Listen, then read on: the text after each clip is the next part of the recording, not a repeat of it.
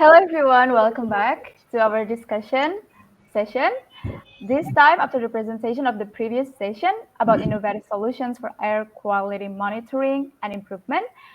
On this session, with the same honorable speakers, Ms. Ririn, Mr. Richaksono, Mr. Martin, Mr. Dr. Supat as well. We are going to start the session. The discussion will be led by our moderator, Mr. Richaksono. The screen is yours. Thank you, Yasmin, for the introduction. I think it's been a very interesting conference. And just to refresh what we have discussed in the earlier deep dive session, there are a number of things that I took note because I think it was interesting to me personally, but maybe also for the audience here. For example, here. From the Jakarta's presentations, Ririn, I found it interesting that even during the pandemic, the air pollutions were still mostly above the allowable standards, and then the vital strategies provide suggested policies, a number of suggested policies, but also challenges that because Jakarta is affected by the situations in the neighboring cities. But we can also learn from Mr. Martin Lutz's presentation in Berlin, where actually regional government, the EU actually can set a higher standard and being followed by more local government and communities. And I think that is interesting to for cross learning. Yeah. I also found from Ririn's presentations about the challenge in the forms of citizen behavioral change, and that's why in the consortium Sukum Online and Wangwongwatana's dialogues, we propose a public campaign as a response to this behavioral change. From the Berlin's presentations, I found very interesting. I already mentioned earlier that the role of a more regional government or high level government in setting the standard, high standard, that then followed by more action-oriented policies and also programs, including the New Mobility Act, more investment on cycling and public transport. I think that's a very interesting. Whether that can be replicated in Jakarta and Bangkok, that we can discuss it later. But I also found it interesting that a few measurements of air pollution are no longer relevant now in Berlin, like the sulfur and CO is because it's been passed. Yeah. So we would like to have this kind of stage in Jakarta or in Bangkok to have less and less pollution measurements needed, but we still have challenges ahead. I'm also interested in the strategies that Dr. Supat Wangwongwatana suggested, the three strategies. I think that those are interesting to be elaborated, and perhaps we can learn from those for the case of Jakarta. The declining trends of pollutions despite increase of vehicles from the charts. I think that's interesting. Bangkok also has these issues of influence from neighboring even countries. So we can learn from Berlin here. So there are a number of things that we can cross-learn from each other here.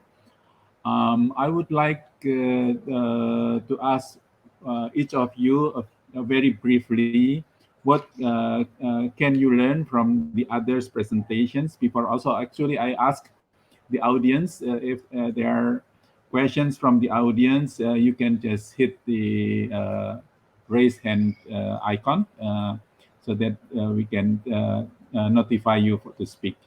Maybe for awareness, I like to start with Dr. Supat because I was rushing Dr. Supat in the previous session. So my question here is what Bangkok can learn from the innovative solutions in Berlin or perhaps in Jakarta, and some from at least from the presentations during the previous sessions.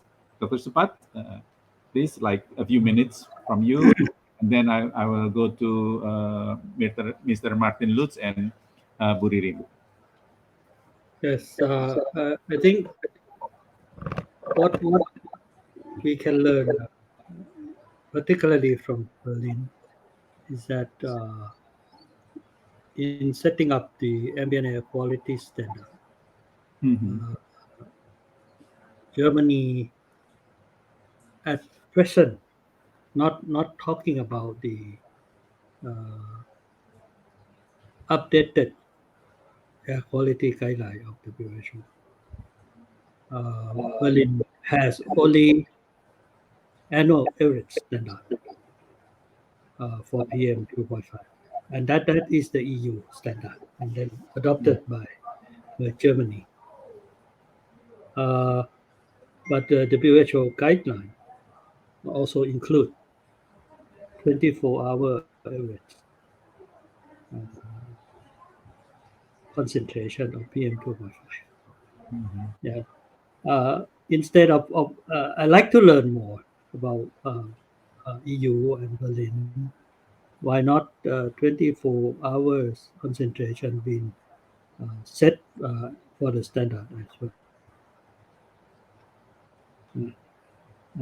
This is what I would like to learn because we in Thailand we have both 24-hour average standard and annual standard, uh, and it is very difficult to really meet the 24-hour average standard. Whereas you can see from my presentation, uh, we have a declining trend of annual average of PM 2.5 in Bangkok, but it will be difficult to Yeah. achieve the uh, reduction of 24-hour average standard. Yes. Yes, Okay. this is Yeah. what I would like to learn, and I have not heard this point from Martin Yeah. yet. Okay. Thank you, Dr. Supat. I think Bangkok and Jakarta are in a almost similar condition in terms of general situations of the city. So I can really understand what your questions are. Mr. Lutz, please. Yeah, what is interesting is the both in Jakarta and what Supat presented for Thailand is this huge contribution from agriculture and Mhm. the burning of biomass. And on your slides, I made screen copies actually because it was interesting to see that abandoned sugarcane agriculture burning.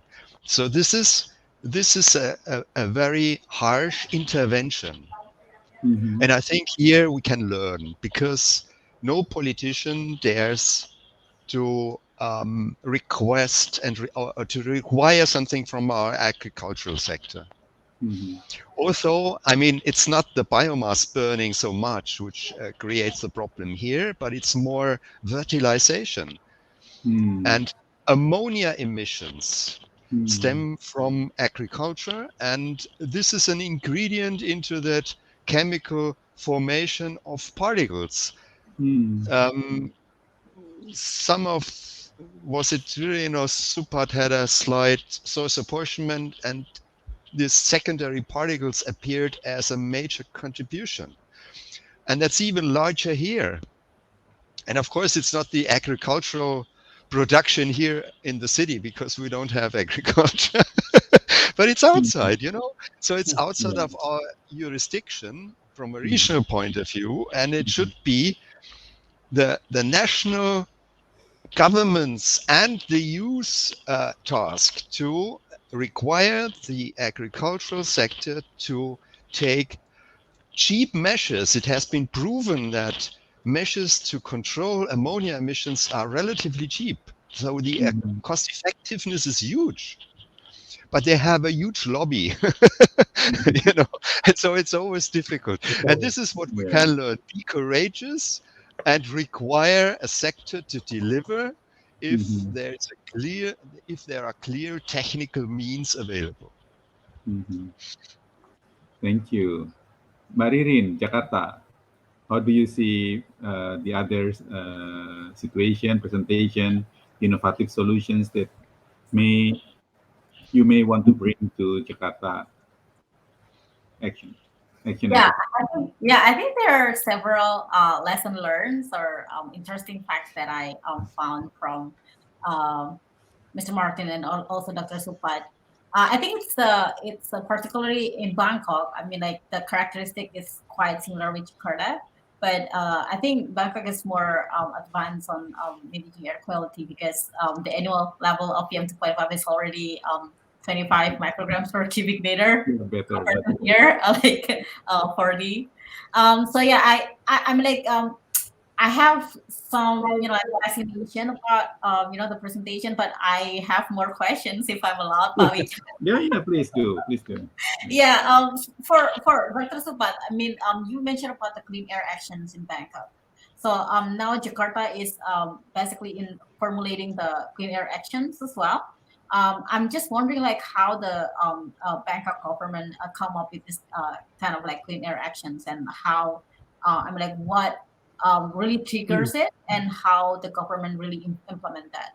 And secondly, on the emission inventories, if I'm not if I'm not mistaken. So the industrial sectors is like only contributes a small piece of the pollution, right? So I wonder why, because in Jakarta there are still plenty of manufacturing industries, so that's why they are the second contributor for air pollution in Jakarta. So I wonder like what kind of intervention that you have in Bangkok. And for Berlin, I think it's really amazing. I mean, like Berlin is way advanced more than Bangkok and Jakarta. And you mentioned about the newest WHO guideline, and you will, follow the attainment of the annual average for, especially for PM2.5, and it's already like really low. And I'm just wondering, what kind of actions or maybe like innovations that you will have to bring down the air pollution level into WHO guideline. I'm sorry, I'm just wondering. I think this is like a It's good fine. lesson to learn from Yeah. Jakarta. Thank you. Yeah, Thank thank you you. so much, Yeah. Project. Maybe we can have Dr. Supat first to respond to Ms. Ririn's questions. Yeah, thank you for the question. I think the Clean Air Action Plan is developed by the government, not by the city, because you can say that the government is located in Bangkok and it has a large authority over Bangkok. And the government, the central government, see the problem in Bangkok and require the pollution control department to come up with the plan. And Mhm. in developing the plan, there are a lot of consultation with government organization, government agencies, Bangkok Metropolitan Administration as well, and the private sector, uh, Mhm. in order to come up with the plan that can be implemented, not the plan that is not possible to be implemented. Mhm. Yeah. So and that is takes more than 6 months to develop Mhm. the plan, and at the end it was approved by the government and adopted. And Mhm. we have to admit that in the implementation of the plan, there is also challenges, because especially with the COVID-19 situation. Mhm. Mhm. The plan was approved by the cabinet in October of 2019, Mhm. and after that we start, to have the COVID-19 pandemic. Mhm. So it is also quite difficult for the implementation of the plan because because of the lockdown, because of the impact on the economy, and so on and so on. But luckily, during the pandemic of the COVID-19, a lot of activity been reduced. uh, Not only the transportation sector, but also the industrial sector as well. Industry. That's right. So the situation during the COVID-19 actually helped Mm-hmm. reducing certain level of PM 2.5, in Mm-hmm. particular in Bangkok, because less activity, less emission. you know. Mm-hmm. And then we are still evaluating the effective of the plan, and probably by next year, the government will revisit the plan again and see whether any adjustment to the plan need to be done, and then develop the next plan after the Mm-hmm. year 2024, because we do not expect that we will achieve uh, the target or the quality of air which is healthy for the people in Bangkok by 2024. Mm-hmm. Still a long way to go, you know. And with regard to industry, it's because Bangkok is the capital of cities and Mm-hmm. a lot of traffic and a lot of things. The government policy is to actually relocate Mm-hmm. the large industry, Relocate. I see. relocated to other provinces by setting up some kind of industrial estate and give a lot of incentive to the industry to be within the industrial estate. So large industry in Bangkok become less and less. Most of them are small operation on the street side or something like that. So it is not the major part of the emission in Mm-hmm. the city. But you will see from the source apportionment, as Mr. Martin Lutz said, that we don't expect to see open burning in Bangkok. But why biomass burning also Mm-hmm. contribute to PM 2.5 in Bangkok? And that's because the burning is outside Bangkok and the wind blow Oh, them okay. into the cities. Mm-hmm. Yeah, that is the part of source apportionment of the particulate, which will give you that kind of answer. That it is not the source located in Bangkok. But if you do the emission inventory directly, it gives you the emission from the source in the city or in the Mm-hmm. area. But in terms of source apportionment, it will provide you source outside, but you cannot actually locate where they are. But Mm-hmm. you know that it is coming from outside Bangkok. Yeah. Yeah, yeah. Okay. Thank you, Dr. Supat. So I will go to Mr. Martin Lutz responding to Ririn's questions, but this is also related to a question to Ririn's already there in the chat. What is your opinion on the current Indonesia national ambient air quality standard that is launched in February this year? Still far from WHO air quality guidelines. Well, Berlin, in this case, will follow the WHO's guidelines. Martin Lutz first, and then back to Ririn. Well, this is a good question. What kind of measures will be taken? I can't answer that question yet because we are at the beginning of developing that what is called Air Quality Strategy 2030. This idea to come up with this strategy is, as I was saying, a completely voluntary business because Mm-hmm. this term strategy doesn't appear in any regulation. Mm-hmm. Air quality plan. This is the instrument which is mandatory um, if we exceed any kind of air quality standard. But now we meet the standard.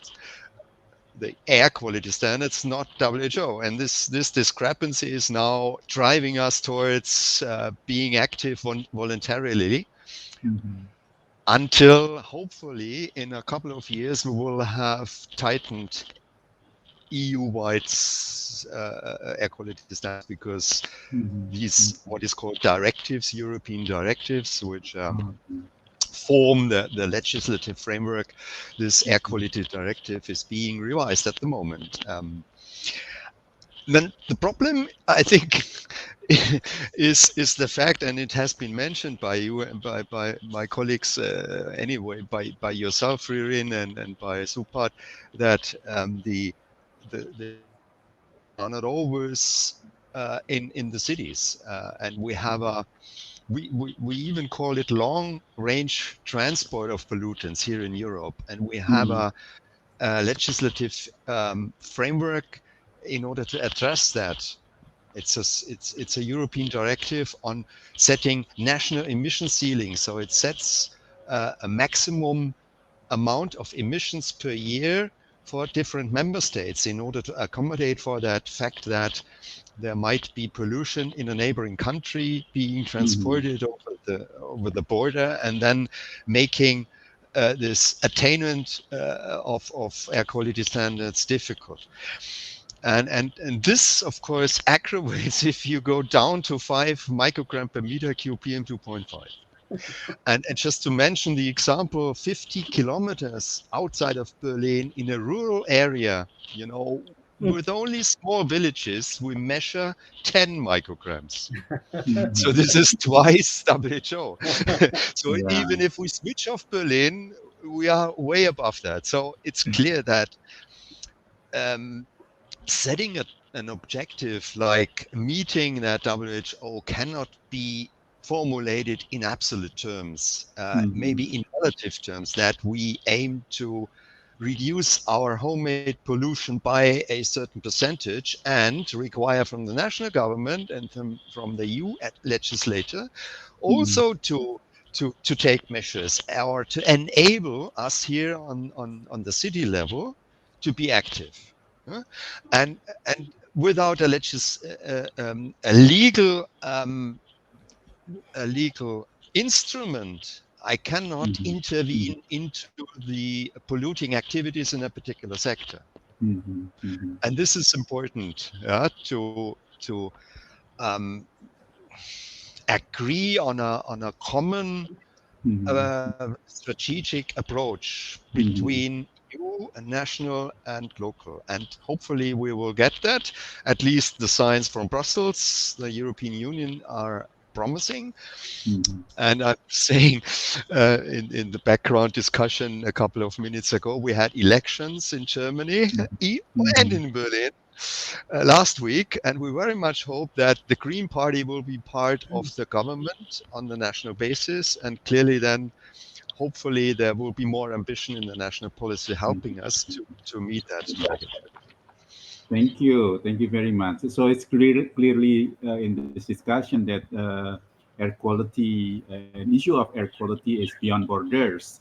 So it requires cooperations, different levels of governments, different governments and different level of governments. But we will discuss it a little later.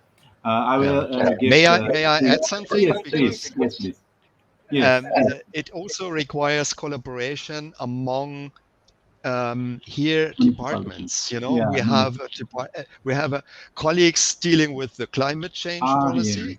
And the mobility and transport people, and of course air quality, climate change, transport is so interwoven in terms of the measures taken or proposed, that this interdepartmental collaboration is also very important on our level. So it's not always upwards, but also horizontally we need to be more integrated. Yeah, Sorry. Thank you. Okay, yeah, I think it's good, a reminder. Different agencies, different sectors. May I on the same point as Martin Lutz said, that 5 microgram per cubic meter of the updated WHO air quality guideline for PM2.5. That is probably difficult or impossible to meet because even you are in the suburb, in the background area, nothing, you still have natural sources, Yeah. and it contribute to PM 2.5 in the air. Mm-hmm. Let me share one slide in Mm. order to show that it would be not possible at all for Bangkok to Okay, go achieve ahead, that please. 5 microgram. After this, Uh, then I will leave just to Ririn. very quick one. Yes, please. Uh,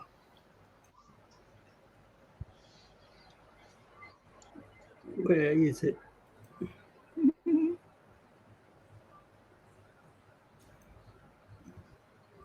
Hmm, I don't see it. Mm. Or in the meantime, can I let uh, Bu Ririn to respond to the questions in the chat while you are looking for the slide? Hmm. Oh yeah, I found it, Oh, you found it already. Okay, please. and then it disappeared. Ah, I don't know okay. what Okay, happened. Bu Ririn, can you respond a little short in brief? Yeah, sure, Pak Wicak. Thank you so much, Bu Hernani. Hernani is also air quality, um, air pollution academician, I guess, from Trisakti. And I'm Mhm. sure Bu Hernani is already have the answer, basically. But I will emphasize that on my own opinion. So I think like the standard, like the ultimate guideline for WHO. I second Dr. Supat and Pak Martin as well. Like it's really difficult for to reach 5 micrograms per cubic meter, especially for PM2.5 and also the dusty Jakarta. I mean, like you can find particles in the road dust or maybe construction dust or maybe just like on your backyard when you're sweeping Mhm. the soil and Mhm. etc. Mhm. So yeah, I think like comparing with the national standard air quality standard, which is now 15 micrograms per cubic meter, I think it's quite far. I mean, like comparing to the previous WHO guideline is also still higher than Yeah. the WHO's guidelines. And I think I mean like with the newest regulation, I think there is a room Mhm. for several Mhm. areas or maybe Mhm. provinces that Mhm. will stringent the standard Mhm. for air pollution or maybe air quality Mhm. standard in Indonesia, because there are several classes that Yeah. divide it, and Mhm. there's like conservation places and also Mhm. industrial places and residential. So in conservation area, Mhm. they are allowed to have more stringent or maybe far stringent Mhm. um, air quality standard than the national level. So I think there's room on that. But yeah, I mean, like for the interest of human health, I think like the more stringent the standard in Indonesia, Mhm. maybe not 15, maybe like 10 or Yeah. maybe 10. I think it's kind of makes sense. And 5 is the ultimate goal, of course, for everybody, Mhm. for human health as well. Um, as a Okay. whole. So yeah, I think that's it, Tuhan. I hope I answer your question. Thank you so much, Mami. Thank you. Dr. Supat, did you find your slide Yes, that you yes, wanted to fine. share? Did you see the slide? Ah, okay. Ah, this one. Did you see Okay. the Yeah. slide, right? Yeah, yeah. Yeah, You can this see. is the report of PM 2.5 24-hour average Mm-hmm. concentration. And the red line, as I presented before, this is Mm-hmm. for the year 2021. And you Mm-hmm. look at the data here during August, September, or in September, in which Mm-hmm. Bangkok is mostly totally locked down. Mm-hmm. Most of the people working from Yeah. home, Yeah. not traffic.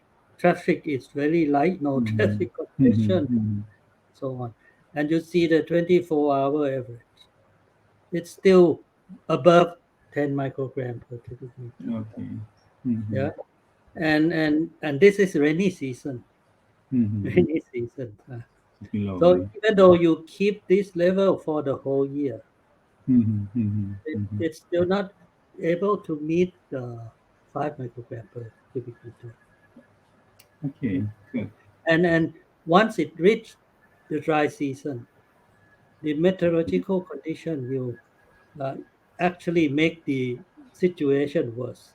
Yeah. So it is not possible to see this 10 microgram per cubic meter in the winter time or dry season. So maybe Bangkok has to be totally all the activity stop in order to achieve. And still get. I think 5 microgram per cubic meter is the ultimate goal, but it might not be a kind of legally adopted as standard. Because standard is enforceable, and the government will have to bear the responsibility by law to achieve the standard. Yeah, good. Thank you. Interesting. We still have, I guess, we still have a little bit of time to go to one more round of discussions on different issues. We have discussed about air quality being beyond borders, but air quality is also a matter of a local matter. So I have questions here because all presentations discuss about collaboration, multi-stakeholder approach, and all those things. So in your individual Jakarta, Berlin, Bangkok, with stakeholders that is still in need to be reached out because so far perhaps they have not been really participated or one way or another or because as we know that SDG is also no one left behind, so we need to include everybody in this process. So I will start with Maririn, and then Dr. Supat, and then the last one, Mr. Martin Lutz. Ririn? Yeah, I think if we're talking about SDGs, I think like there are several elements that really related to air pollution. I think the most related topics for air pollution is for human health, I guess. So because air pollution is really affecting human health for both short and long terms, and on the second layer is the equality. So I think, like I think in Jakarta itself, there's still lack of research on uh, the um, the health facility for like the inequality, the environmental justice research, that really focus on the inequality of health access between the low income citizens and also high income citizens in terms of air pollution. Now, I think there are several previous studies on the impact of air pollution in Jakarta, but it is not a deep dive into how these people are accessing the health facility in Jakarta. Is it easy? Is it hard? Do they have sacrifice some of the elements of their incomes to like really expensive hospital treatment? So I think, and also for outside of the environmental justice, and also for the gender part, because when we talk about air pollution, we talk about people are shifting to public transport, but is it the public transport safe enough for women in Jakarta, and also for children, for pregnant women, and people with disabilities? So I think that kind of elements also trigger further discussion in terms of air pollution and related to SDGs. Thank you very much. Yeah, I think there's still there are members of the societies that need to be consulted, need to be reached out because their not only aspirations but their needs are not yet met. Yeah. Dr. Supat, would you like to add from Yeah, the case? I think in my view there are two groups of stakeholders that need to be reached out. One is the low hanging fruit group. They are not the one who create the problem, but they get the most impact, and they don't know what to do. As Ririn said, that they have to pay for medicine and pay for the health impact, but as they are not the one who create the problem. And the other group, I think the private sector group, they are the one who, I would say, emit a lot of problem, a lot of emission, and they are less affected Mhm. by by the pollution because they mostly sit in the air conditioned room, Mm, mhm. air conditioned car, and then go back to home to their house also in air conditioned house as well. So they are quite well protected. But Mhm. in fact, in the real world, they are emitting uh, pollution to the environment and then have a lot of effect to the low hanging fruit people. Yeah. Mhm. Mhm. So we have to bring Okay. them in and have Mhm. them more, they more involved, have them more involved in the in solving the problem Mhm. and bear the responsibility. I missed because it seems like the internet is unstable here, but I miss your second group of populations that you said you The wanted to private read. sector. Oh, the private sector. Okay, thank you. Yes, thank you. Yeah, that certainly is. Mr. Martin Lutz. Yeah, well, also to come back to Ririn's question, what will you do to sort of approach WHO?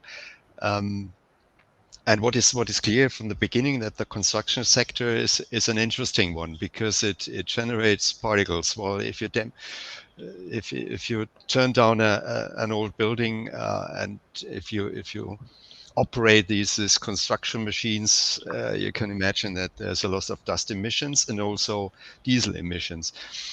But I think that's an easy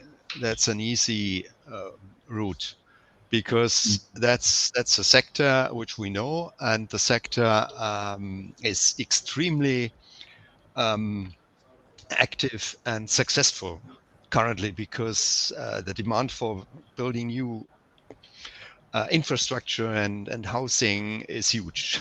So they Mm, gain a lot of money, so we can request something from them.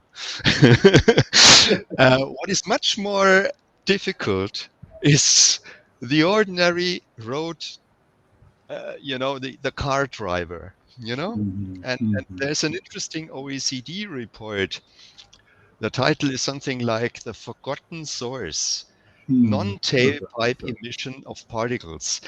mhm, So we have now more or less clean diesel mhm, because the type approval regulations here in Europe have been tightened, and no car can be type approved without proving on the road under real driving conditions that particles and NOx is being controlled mhm, successfully and efficiently.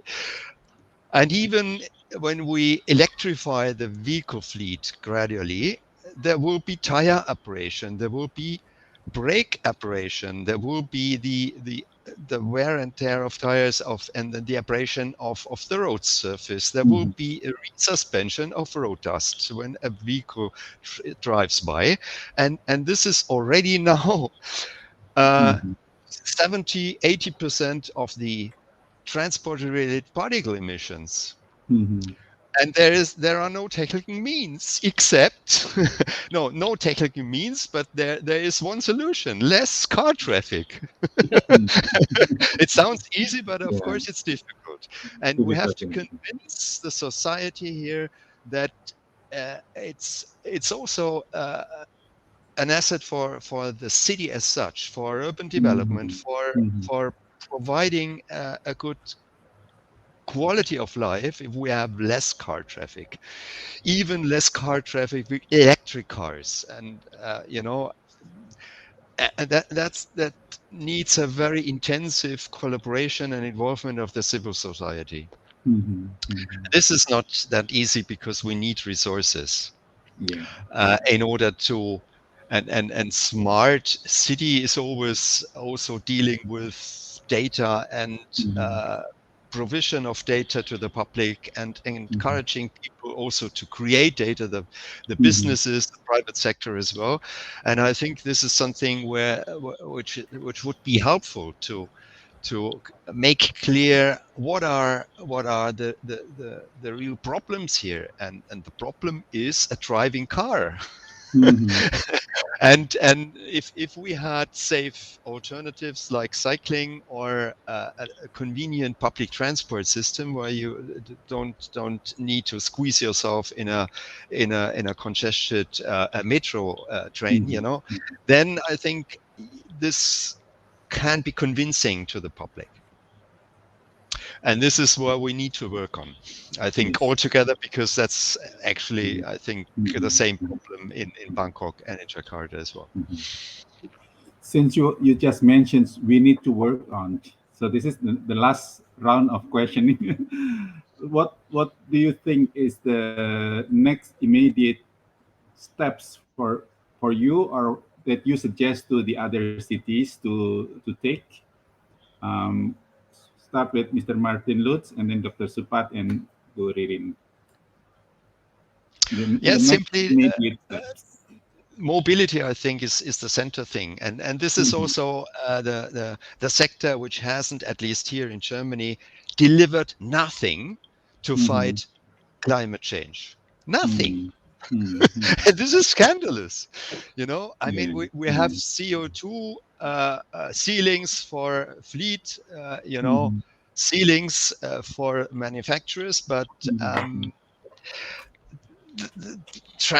the mileage has risen, and so this has been, it compensated the achievement on the car technology. Mhm. And Mhm. so we need to be more courageous, Mhm. to achieve a paradigm change in how we Mhm. are mobile in our cities. And Mhm. I was 5-6 years part of a couple of colleagues advising the Chinese government, and I was really impressed to be in Mhm. Beijing and seeing these electric scooters all over the place. Yeah. I mean, this Yeah. was great, and these are solutions, Mhm. Mhm. electrifying technology, but also behavioral change, and to Mhm. try to Mhm. convince people that this is for their own good. Yes. Thank you, Dr. Supat. Uh, Mr. Salosa, could you repeat the question again? What do you think is the next immediate step for you, or Hmm. for the other cities in the discussions that you suggest? Uh, I think the motorization in the city. Motorization. Yeah, how Mm-hmm. to reduce the motorization and use Or other means reduce, yeah. Mm-hmm. Mm-hmm. of transport. Mm-hmm. Mm-hmm. Something like the non-motorization, Mm-hmm. uh, in Okay. order to reduce the Mm-hmm. Mm-hmm. vehicle population Yeah. and traffic on the road. Mm-hmm. Mm-hmm. But you need to also have the uh, physical infrastructure Ah, yeah. in order to move the people. Mm-hmm. Like Uh, public transportation Public transportation infrastructure. with it, Mm-hmm. and also if you want to use non-motorization by using bicycle, you need to have a Mm-hmm. special Like lane, lanes. Yeah. and it's also very difficult to Mm-hmm. for the current structure of Mm-hmm. the Mm-hmm. city to have Yeah. that. Yeah. Yeah. Yeah. But that's a very challenging, Mm-hmm. but it Mm-hmm. has to be done. Otherwise, the number of vehicle traffic will start keep growing up, Mm-hmm. growing Mm-hmm. Mm-hmm. until you cannot move on the street. Yeah. Yeah, that's probably the important thing, and the Mhm. changing of the behavior. Ah, yeah, Yeah, that's good. the changing of the behavior of the people. Mm-hmm. Because even though you have good public transport, Mm-hmm. but it's still more convenient to drive. Mm-hmm. You Yeah, know, yeah. in Exactly. particular, in you are in tropical region, Yes. weather is so hot Mm-hmm. Mm-hmm. during the summertime.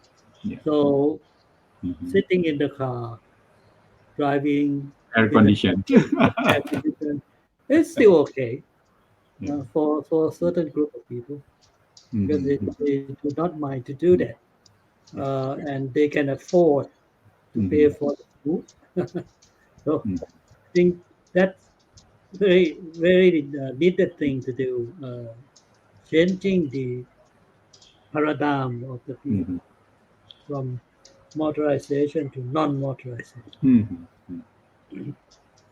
Thank you. Mbak Ririn, last but not least. Yeah, thank you so much, Pak Wijar. I think Pak Martin and Dr. Supat is already covers everything on mobility, and that is Mhm. the most important. But I also want to emphasize, I think for the next step for Jakarta particularly, I think Jakarta is starting to be more aggressive on controlling air pollution in the city, Mhm. and I think Mhm. I think we begin to formulate the actions, and I think the next step will be implementing the action while also Mhm. evaluating each action so they can improve more. I think Dr. Subat already mentioned about Bangkok, Thailand, I guess. Mhm. That will evaluate the clean air action next year, and I think evaluating each actions regularly, I think that is really important. Mhm. So to find the right formula for each Mhm. cities, because not all cities are the same. Mhm. So yeah, that will be the next step. Thank you. Before I return to the host, this question. Oh, you already answered here. Maybe you can say it verbally, Mr. Martin.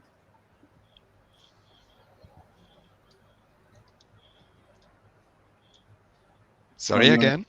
no. I mean, I was about to give the screen to you because there was question for you about this coal power plant, but you already responded here in Yes, writing. I maybe I Yeah. can say that clearly. Uh-huh. The transition of the energy sector needs to go hand in hand with the transition Mhm. of the vehicle fleet. Yes. Um, Mhm. Electric vehicles powered by an electricity from coal power plant makes no sense. Mhm. Yeah, that's true. This is why we need to tie our pollution strategies very strongly with the Mhm. climate policies, because that Yeah. that clearly is very Mhm. um, narrowly tied. Mhm. Yes. Thank you. May I have Yes, the last please. question to Mr. Martin Lutz? The first question actually I asked earlier. I'm still would like to hear um, Mr. Lutz to share why EU has only annual average standard for PM 2.5. Mhm. I didn't catch that. Can you repeat that Mhm. sentence? Yeah, The last one. The last one. my question at the beginning of the session that what's the reason why the EU only has annual average standard for PM 2.5, but not the Mm. 24-hour average standard. Okay. Yeah, we have. I mean, the problem is that with that short-term standards, 24 hours is the episodic nature of the pollution, Mhm. and I think your slides demonstrated that it's the same down in Bangkok and here Mhm. as well. So we have stagnant situations lasting a week or two even. If you have a high Mhm. pressure system, sitting over Europe, then it's extremely difficult to control the pollution concentration, because you always Mhm. have some emissions, even if they are small in quantities, but it's a sort of accumulative process. Mhm. And Mhm. requiring on a short term to to drop to Standard. push Mhm. down pollution is very difficult. When I Mhm. started business here, we had smog alert in West Berlin in 1987, you Mhm. know, with a traffic ban. Mhm. This Mhm. was stupid, yeah, because 90% of the sulfur of the SO2 came from power Mhm. plants around West Berlin. And the power plants around West Berlin at that time emitted one power plant um, Mhm. 5 times of the emission of sulfur dioxide of. Oops. Lost contact. the situation was. Mhm. And I wonder how what the additional the sort of ancillary benefit of a short-term standard would be. I understand the health community Mm. that there are short-term effects, but how to react as an air quality manager on a very short term, this is very difficult. Thank But you. maybe we will have a short-term, a 24-hour PM 2.5 standard in the future here in Europe, because WHO sent it out a very strong signal. So I guess we will get it. Okay. Okay, thank you very much. Unfortunately, the time is up. Miss Yasmin already here. That shows that the time is up. There are still questions, but I cannot do justice in wrapping up the richness of this, the very discussions that is very rich. But basically, we know that air quality issues are beyond borders, requires cooperations vertically and as well as horizontally. And don't forget about those stakeholders who are still left behind or need to be reached out. And the last one is it has to be tied to the climate policies. Okay, so I think I can return the screen to Yasmin. Thank you very much, Mr. Richardson, for moderating this really insightful session. I also want to thank in advance to our honorable speakers as well, Ms. Ririn, Mr. Martin Lutz, Mr. Dr. Supat, okay, and also Mr. Richardson. Thank you very much, appreciating your generous time to share insightful knowledge. We will see you guys on the wrap-up session. Thank you. Yeah, thanks Thank for you. having me here. It was a pleasure. And I hope we can keep in touch. Yes, thank you. Yeah. Sadika. Radhika.